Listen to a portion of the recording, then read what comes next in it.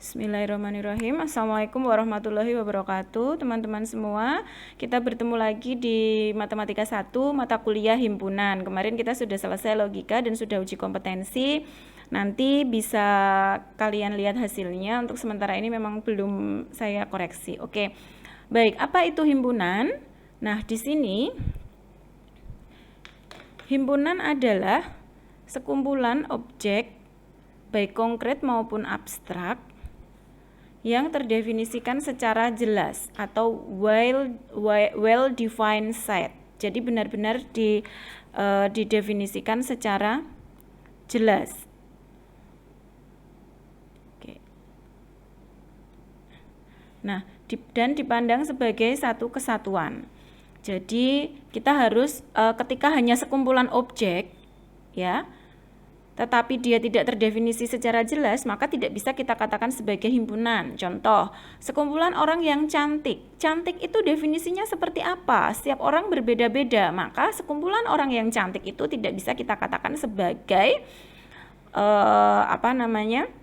himpunan. Tetapi sekumpulan orang yang tinggi itu juga tidak bisa, karena tingginya seberapa kan belum jelas, tapi sekumpulan orang yang tingginya kurang dari 150 cm, nah itu baru dinamakan sebagai himpunan. Nah, himpunan dinyatakan sebagai huruf kapital A, B, C, dan lain-lain. Kemudian kalau elemen, nah apa dimaksud elemen? Elemen itu atau anggota itu ketika dinyatakan dengan huruf kecil A, B, C, D. Nah, A itu adalah elemen dari A atau anggota A, itu ditulis dengan seperti ini, A anggota A. Nah, kalau A bukan elemen A atau A bukan anggota A, nanti seperti huruf E terus kemudian dicoret. Beda ya, seperti huruf E tapi jangan menyiku, jadi seperti ini. Nah, ini adalah anggota. Oke. Bagaimana menyatakan suatu himpunan? Yang pertama adalah dengan mendaftar semua anggotanya. Mendaftar semua anggotanya berarti misalkan kita mau mengatakan himpunan bilangan genap kurang dari 10. Bagaimana mendaftar? Mendaftar berarti misalkan itu adalah A. Nah, mendaftar semua anggotanya berarti 1. Genap ya, berarti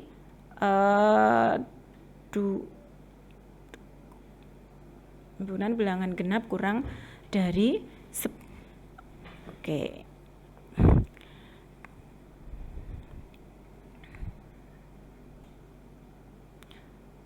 Himpunan bilangan genap kurang dari 10 lebih dari 1 misalkan, berarti 2, kemudian 4, 6, 8. Sudah?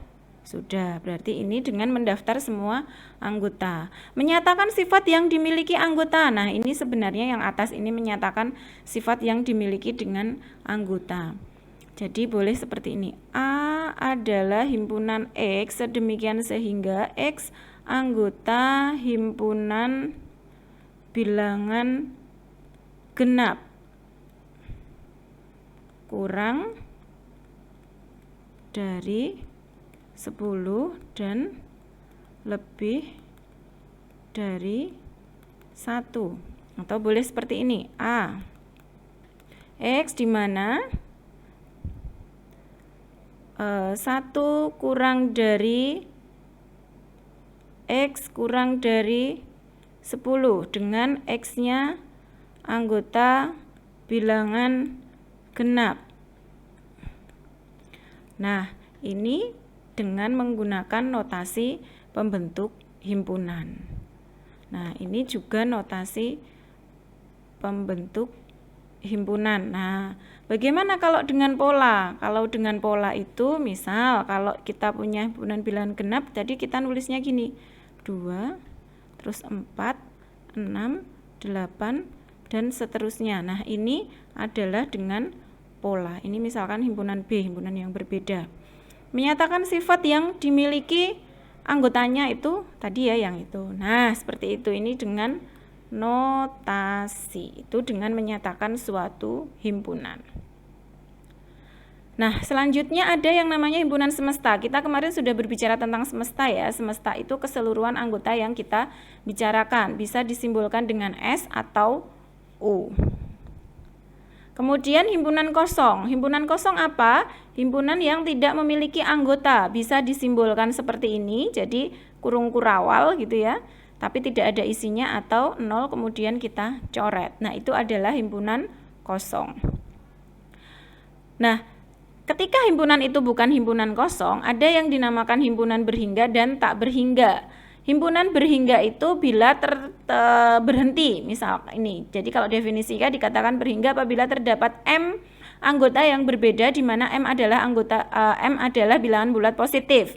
Misal tadi A-nya kan ada 2, 4, 6, 8. Nah, ini adalah contoh dari himpunan berhingga. Himpunan tak berhingga apa? Misalkan B adalah bilangan cacah. Nah, bilangan cacah itu kan 0, 1, 2, 3 dan seterusnya. Nah, ini kan tak berhenti. Nah, ini adalah contoh dari himpunan tak berhingga. Kemudian selanjutnya kita belajar ketika ada himpunan, 2 buah himpunan itu ada hubungannya.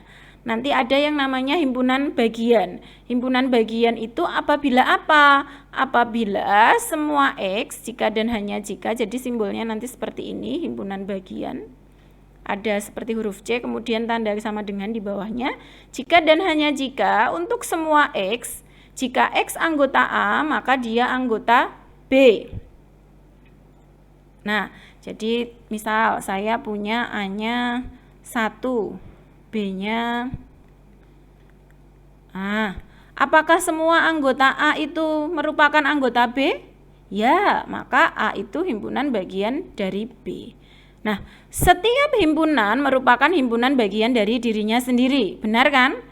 A itu ya himpunan bagian dari A. Kenapa? Karena semua anggota A ada di A. B itu juga himpunan bagian dari B. Kenapa? Karena semua anggota B ada di B. Kemudian yang kedua, himpunan kosong merupakan himpunan bagian dari setiap himpunan. Jadi himpunan kosong itu himpunan bagian dari semua himpunan. Misalkan dia himpunan A. Kenapa?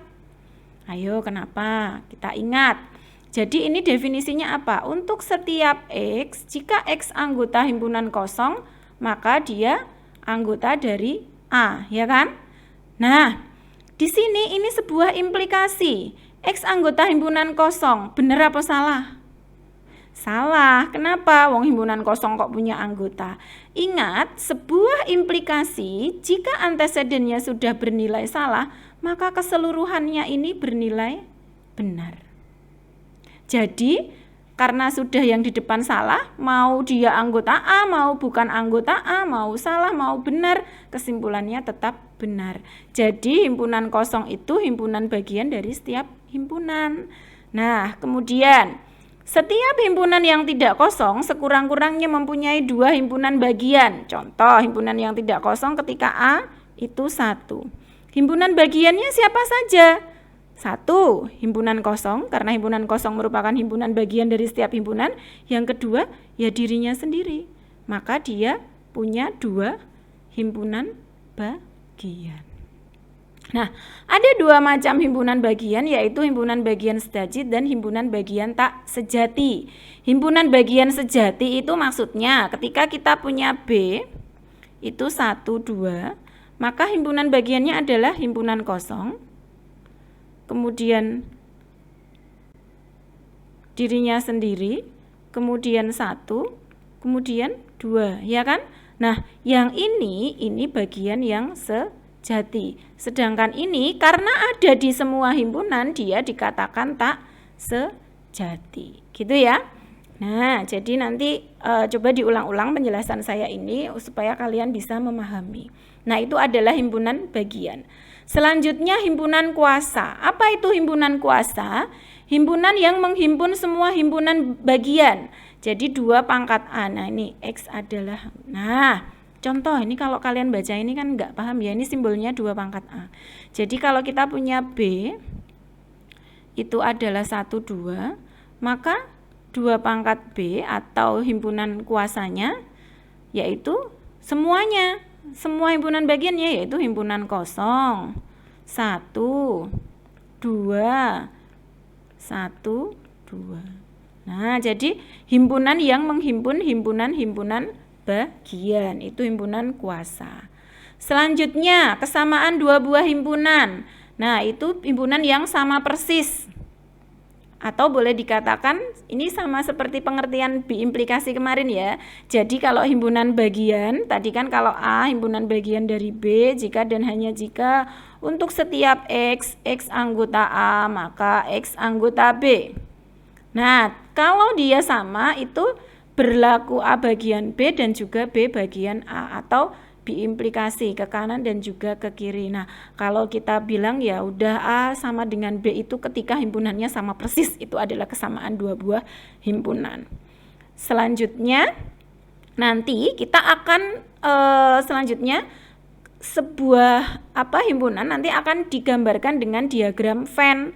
Nah, ingat diagram Venn itu hanya ilustrasi ya, nanti bukan sebagai bukti. Nah, diagram Venn itu pasti ada kotak, ada tanda S di pojokan seperti ini, kemudian ada lingkaran, nanti isi anggota misal 1, 2, 3 gitu, terus ada nama himpunan. Itu adalah diagram Venn.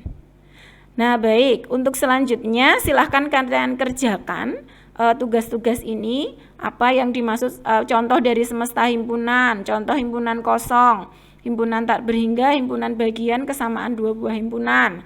Kemudian ini di cara lain, misal A sama dengan A, B, C, D, E. Nanti boleh A sama adalah 5 huruf abjad pertama gitu. Dan seterusnya. Nanti kalian coba ada berapa cara.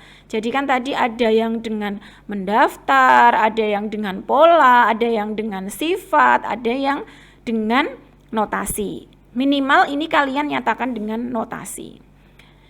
Kemudian nyatakan himpunan ini dengan cara pendaftaran. Berarti dibuat seperti yang nomor 2, 1 per 1 gitu ya. Terus kemudian nomor 4, 2 pangkat A-nya ditentukan. Berarti cari himpunan bagiannya. Jadi 2 pangkat A-nya nanti isinya harusnya kalian memperoleh ada 8 anggota. Kemudian yang ini tentukan nilai kebenaran. Jadi kalau A itu adalah 1, 0 anggota A itu benar apa salah? Misal ini adalah benar. Terus yang B, himpunan kosong itu bagian dari A, benar apa salah? Maaf, pokok himpunan kosong. Himpunan yang anggotanya 0. Nah, ini berarti dicari dulu himpunan bagiannya. Apakah 0 itu ada di A? Iya, berarti ini juga benar. Dan seterusnya kalian cek disertai dengan alasan. Oke? Nah, baik. Sekian untuk materi kita pada hari ini. Nanti ada yang kurang jelas kita diskusikan lebih lanjut di grup. Baik, terima kasih. Sekian dari saya. Wassalamualaikum warahmatullahi wabarakatuh.